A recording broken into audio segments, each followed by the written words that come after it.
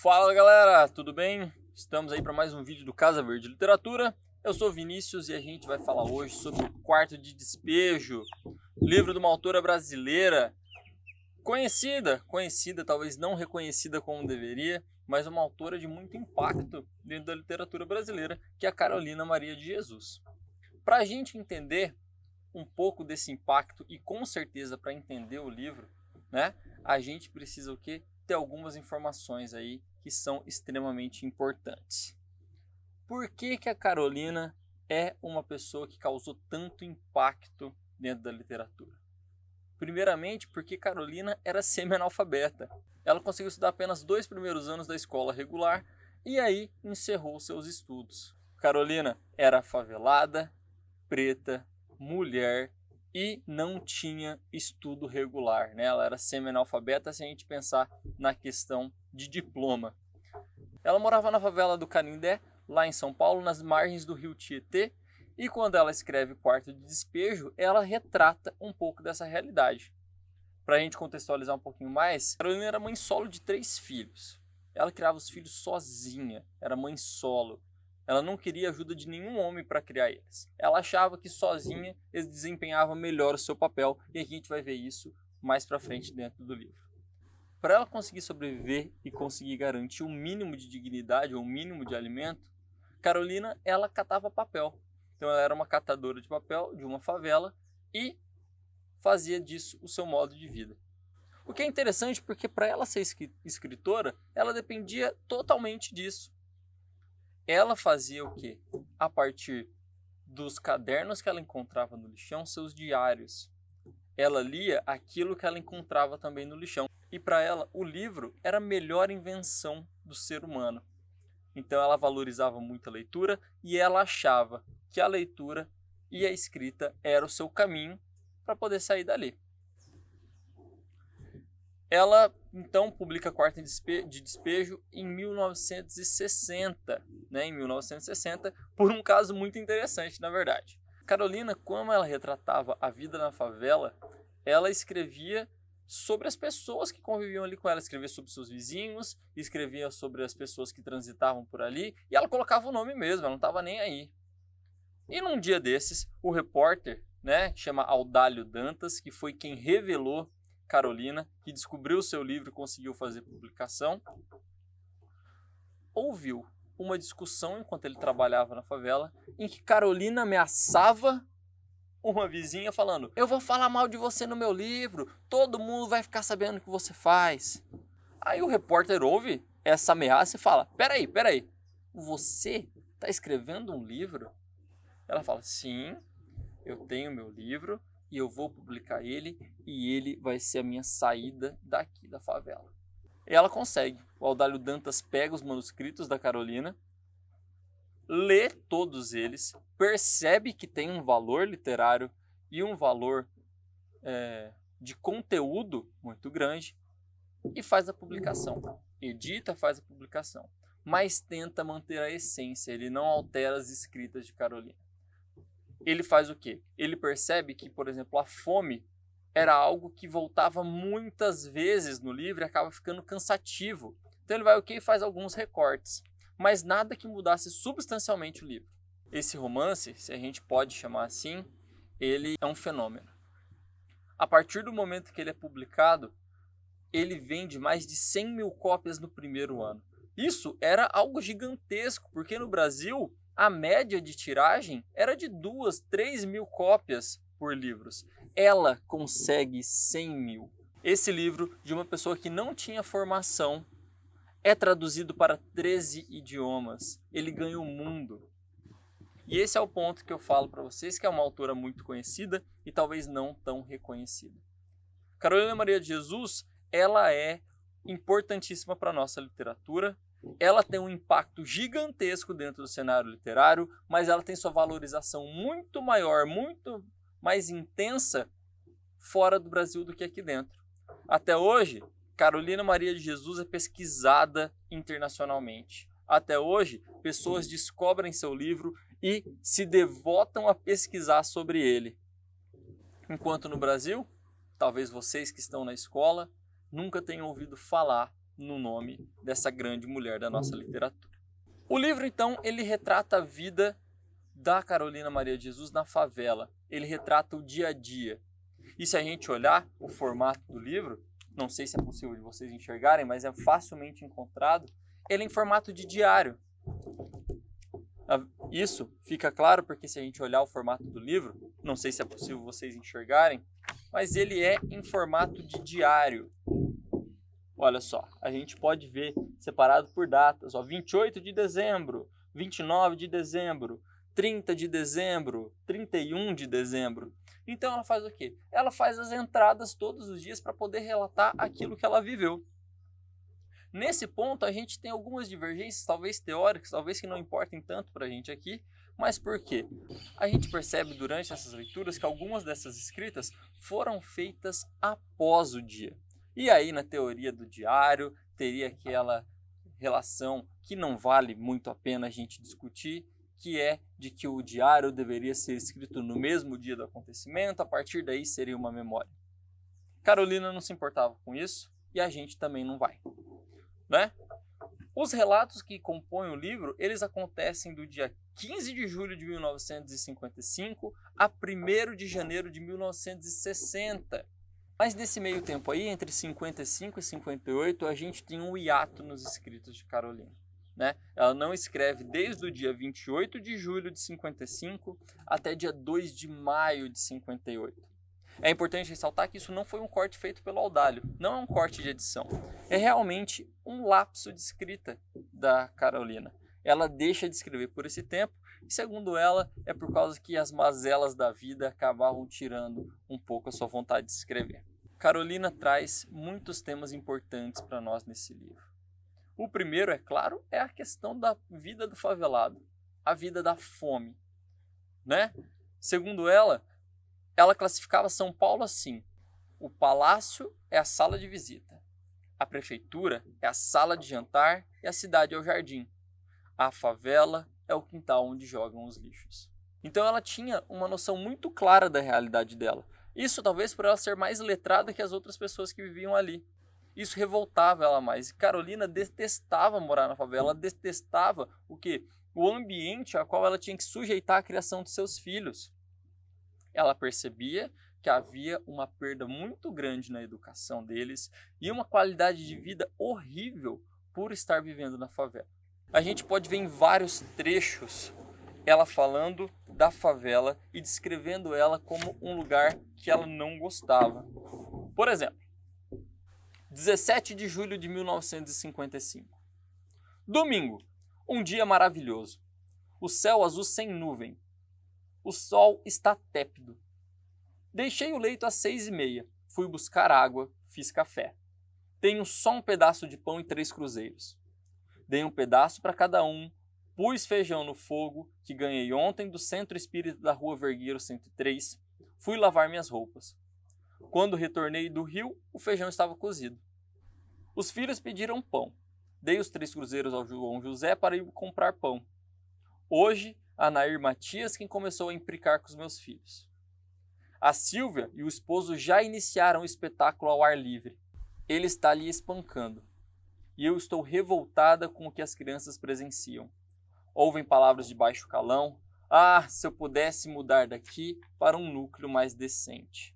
Fui na dona Florela pedir um dente de alho e fui na dona Ana e recebi o que eu esperava. Não tenho! Fui torcer as minhas roupas. A dona Aparecida perguntou-me: a senhora está grávida? Não, senhora, respondi genuinamente. E lhe xinguei interiormente. Se estou grávida não é de sua conta. Tenho pavor dessas mulheres da favela. Tudo quer saber. A língua delas é como os pés de galinha. Tudo espalha. Está circulando rumor que eu estou grávida. E eu não sabia. Saí à noite para catar papel. Quando eu passava por perto do campo do São Paulo, várias pessoas saíam do campo. Todas brancas, só um preto. E o preto começou a insultar-me. Vai catar papel, minha tia? Olha o buraco, minha tia. Eu estava indisposta, com vontade de deitar, mas prossegui. Encontrei várias pessoas amigas e parava para falar. Quando eu subia a Avenida Tiradentes, encontrei umas senhoras. Uma perguntou-me: sarou as pernas? Depois que operei, fiquei boa, graças a Deus. E até pude dançar no carnaval com minha fantasia de penas. Quem operou-me foi o Dr. José Torres Neto, bom médico, e falamos de políticos. Outro ponto importante que a gente vai retornar daqui a pouquinho. Quando uma senhora perguntou-me o que acho de Carlos Lacerda, respondi conscientemente. Muito inteligente, mas não tem educação. É um político de cortiço, gosta de intriga, um agitador. Uma senhora disse que foi pena. A bala que pegou o major podia acertar Carlos Lacerda. Mas o seu dia chegará, comentou outra. Várias outras afluíram-se e eu era o centro das atenções. Fiquei apreensivo porque estava catando papel, andrajosa. Depois, não quis falar com ninguém, porque precisava catar papel, precisava de dinheiro. Eu não tinha dinheiro em casa para comprar pão. Trabalhei até às 11h30. Quando cheguei em casa, era 24 horas. Esquentei comida, dei para Vera Eunice, jantei e deitei-me.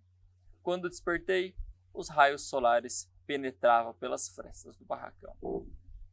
A gente percebe, especialmente no início, né, quando ela fala sobre a relação dela com os vizinhos, que ela viu os vizinhos brigando, uma mulher sendo espancada, xingamentos acontecendo o tempo todo e tendo que submeter a vida dos filhos a isso. A gente percebe então que ela tem uma relação de desgosto com a favela, né? Em outros momentos ela é ainda mais taxativa do que isso, né? Ela fala, por exemplo, cheguei no inferno. Ela faz o quê? Ela tem sempre esse olhar negativo, esse olhar pejorativo e esse olhar de inconformidade com a realidade da favela. Olha só a relação dela com as vizinhas. Levantei às 7 horas, alegre e contente. Depois que veio os aborrecimentos. Fui no depósito receber 60 cruzeiros.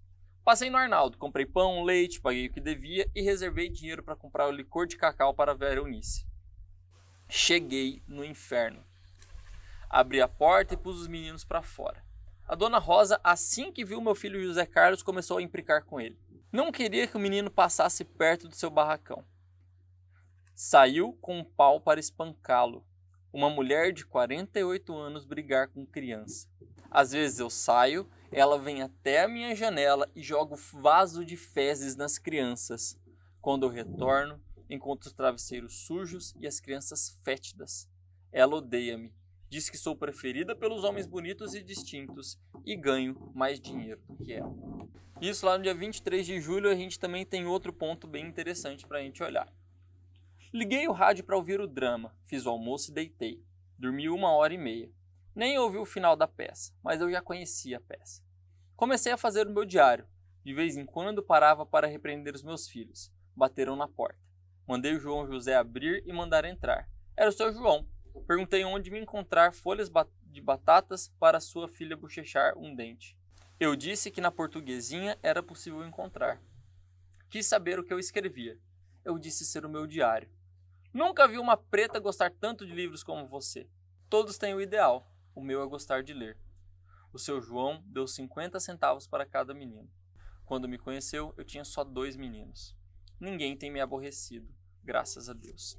Então a gente percebe que a Carolina retrata de um modo muito direto todas as relações que ela tem dentro da favela, tanto as boas quanto as ruins. Mas ela reconhece que o ambiente da favela é um ambiente que não propicia uma educação que seja adequada para seus filhos segundo seus preceitos.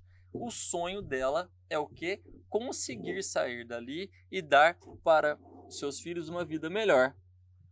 A gente pode perceber nesses trechos também algumas coisas bem interessantes, como por exemplo, como ela era politizada. Carolina, mais de uma vez, ela fala da relação dela com os políticos e o reconhecimento e o entendimento dela sobre política. A gente viu no primeiro ela conversando com uma vizinha sobre política e a gente tem outras passagens como essa, por exemplo, na passagem do dia 13 de maio, que 13 de maio é o dia da abolição da escravidão. Hoje amanheceu chovendo. É um dia simpático para mim. É o dia da abolição. Dia que comemoramos a libertação dos escravos. Nas prisões, os negros eram bodes expiatórios. Mas os brancos agora são mais cultos e não nos trata com desprezo. Que Deus ilumine os brancos para que os pretos sejam felizes. Continua chovendo. Eu tenho só feijão e sal. A chuva está forte e mesmo assim mandei os meninos para a escola. Estou escrevendo até passar a chuva. para eu ir lá no Sr. Manuel vender os ferros. Com o dinheiro dos ferros, vou comprar arroz e linguiça. A chuva parou um pouco. Vou sair. Eu tenho dó dos meus filhos. Quando eles vêem as coisas de comer, eles bradam: Viva a mamãe! A manifestação agrada-me, mas eu já perdi o hábito de sorrir. 10 minutos depois, eles querem mais comida. Eu mandei o João pedir um pouquinho de gordura à Dona Ida. Ela não tinha. Mandei-lhe um bilhete assim: Dona Ida, peço-te se pode me arranjar um pouco de gordura para eu fazer uma sopa para os meninos. Hoje choveu e eu não pude ir catar papel. Agradeço, Carolina. Choveu, esfriou. É o inverno que chega. E no inverno a gente come mais. A Vera começou a pedir comida e eu não tinha. Era a reprise do espetáculo. Eu estava com 2 cruzeiros. Pretendia comprar um pouco de farinha para fazer um virado. Fui pedir um pouco de banha à Dona Alice. Ela me deu a banha e arroz. Era 9 horas da noite quando comemos. E assim, no dia 13 de maio de 1958, eu lutava contra a escravatura atual, a fome. E aí a gente tem uma sequência importante aí do dia 15 de maio, que é 2 dias depois desse. Tem noite que eles improvisam uma batucada e não deixam ninguém dormir. Começa assim mesmo, tá? Os vizinhos de alvenaria já tentaram com abaixo-assinado retirar os favelados, mas não conseguiram.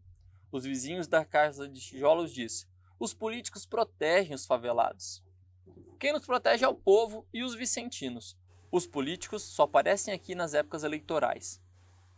O senhor Cantídio Sampaio, quando era vereador em 1953, passava os domingos aqui na favela.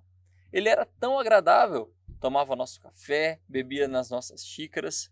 Ele nos dirigia suas frases de viludo. Brincava com nossas crianças, deixou boas impressões aqui e, quando candidatou-se para deputado, venceu. Mas na Câmara dos Deputados não criou um projeto para beneficiar o favelado. Não nos visitou mais. Então a Carolina, ela percebia a movimentação política, né? Ela percebia que havia influência entre ser um político e conseguir mudar a condição de vida deles. Ela percebe também uma relação de poder que existe, né? Quando ela fala que Deus abençoe os brancos para que os pretos possam ser felizes, é por quê? Porque ela sabe que os pretos, na condição em que estavam, não tinham força para alterar nada. Então precisava do quê? Da ajuda do branco, né? Ela não percebia ainda que ela poderia tomar o lugar de poder. Ela não via ainda a possibilidade de tomar um lugar de poder como hoje em dia é possível, né? Hoje, por mais que ainda exista um racismo estrutural muito grande e que a gente saiba das dificuldades da pessoa preta em conseguir ocupar os lugares, a gente está caminhando, devido à luta dessas pessoas e desses grupos, para conseguir reverter essa situação. Nesse ponto, a gente pode pensar que Carolina é uma expoente, porque ela foi a primeira mulher preta, negra e favelada que conseguiu o quê? Publicar um livro e ter sucesso com esse livro.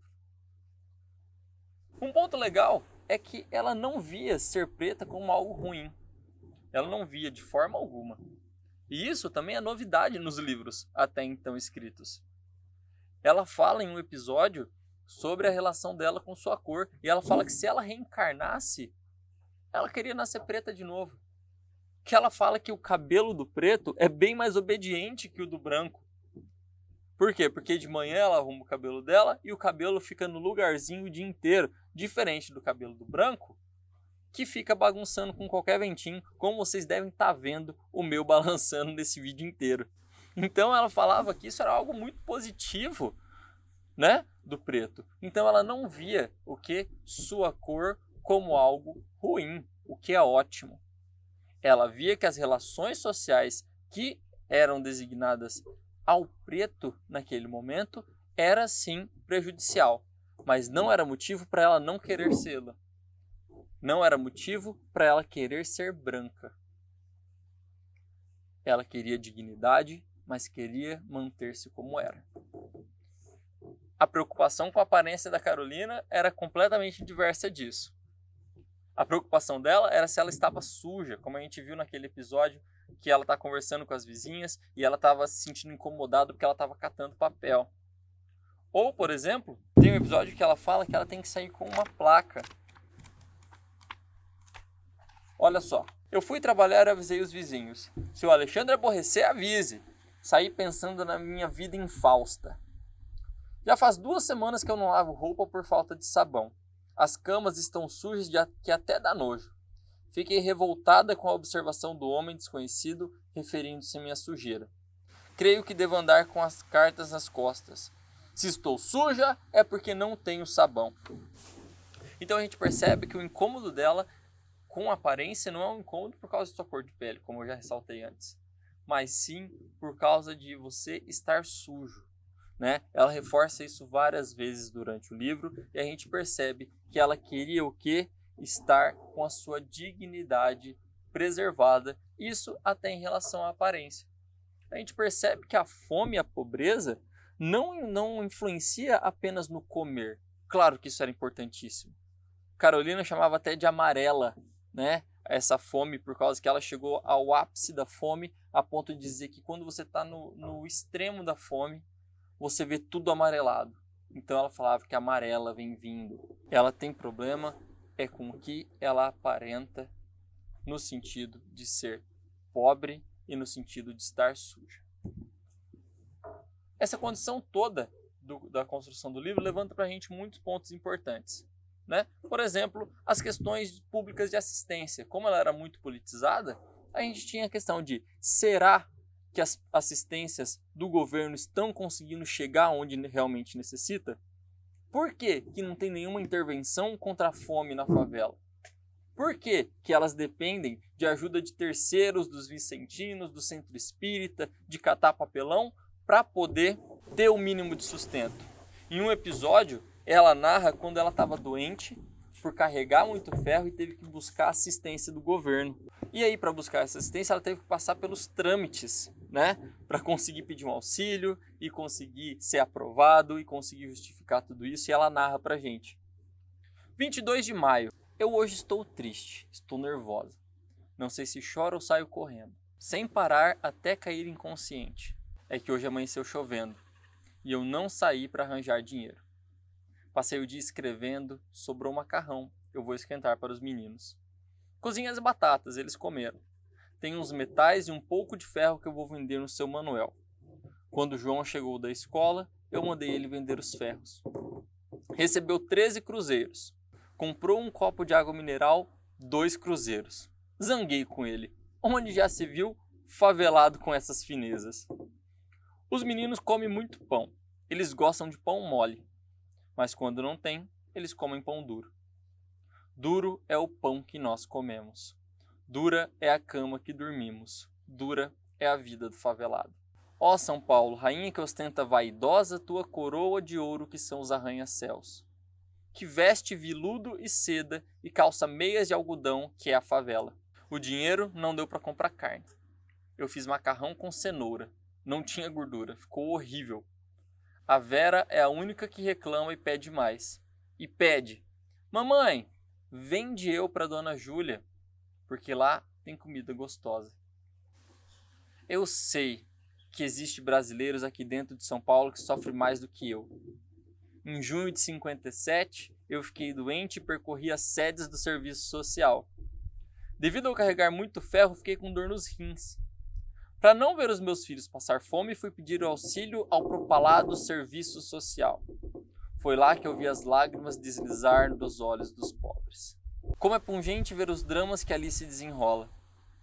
A ironia com que são tratados os pobres, a única coisa que eles querem saber são os nomes e os endereços dos pobres. Fui ao palácio, o palácio mandou-me para a sede da Avenida Brigadeiro Luiz Antônio.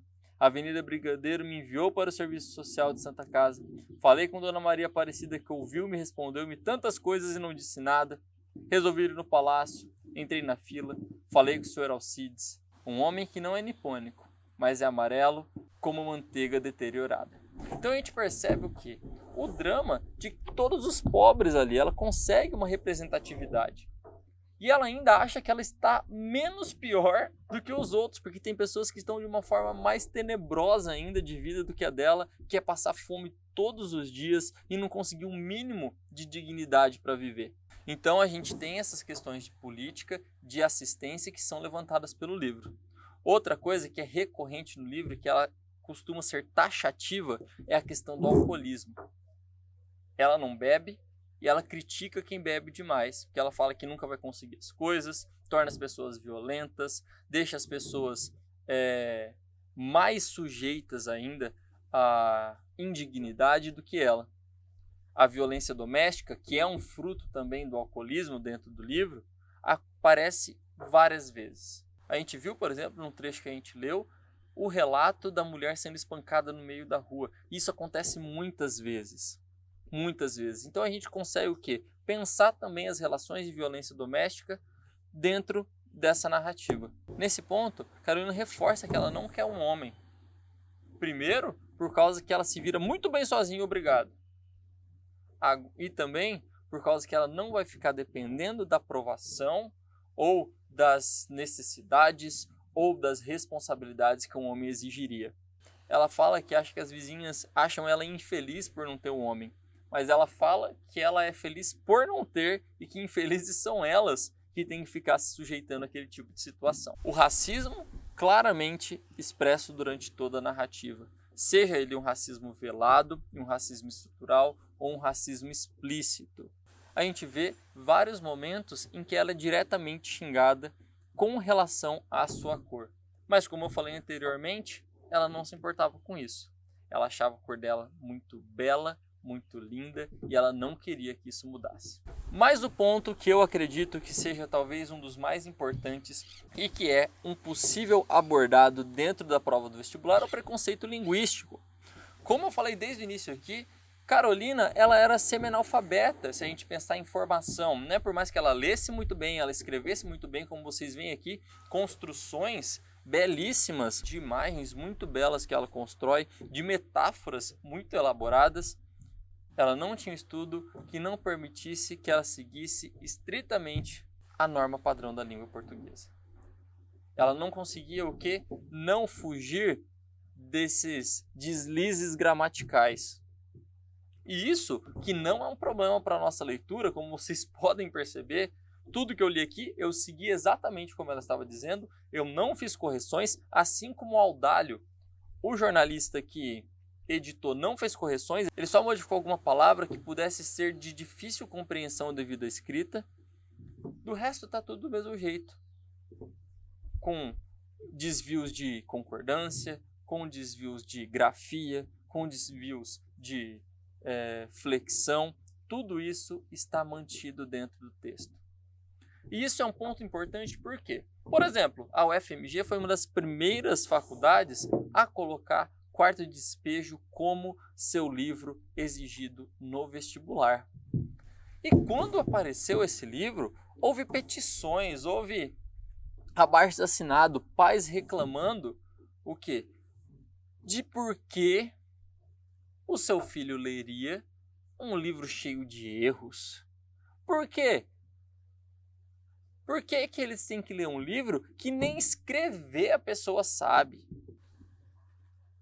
Né? Então a gente percebe que é uma questão muito, muito particular. Em nenhum momento a escrita da Carolina impede a nossa compreensão. E se a gente consegue estabelecer comunicação, já deveria ser o suficiente para a gente considerar uma fala correta. Então o preconceito linguístico ele vai ser pautado por Marcos Banho, um pesquisador e professor da UNB, que vai trazer esse novo conceito para a gente. O preconceito linguístico para o Banho é o quê? É um preconceito de classe disfarçado. Por quê? Quem pode culpar o livro da Carolina de ter alguns desvios de norma se ela foi uma pessoa que não conseguiu concluir os seus estudos e uma pessoa o quê? Que ainda assim escreve? Quais foram as situações que impediram Carolina de estudar? Isso está diretamente ligado à sua condição de vida. Qual foi a condição que impediu Carolina de voltar aos estudos? Isso está diretamente ligado à sua condição de vida. Então a gente tem o quê? uma pessoa que, devido à sua pobreza, devido à sua dificuldade financeira, sua dificuldade de conseguir se estabelecer na vida, tem diretamente ligado o que a sua incapacidade de concluir os estudos. E isso é algo que acontece muito, né? Provavelmente você conhece ao menos um caso dos nossos tios, avós, que não tem seus estudos concluídos e provavelmente porque teve que trabalhar. Carolina, então, consegue botar uma luz sobre esse tema e trazer isso à reflexão, a uma nova perspectiva. Esse é um possível tema que vai cair no vestibular.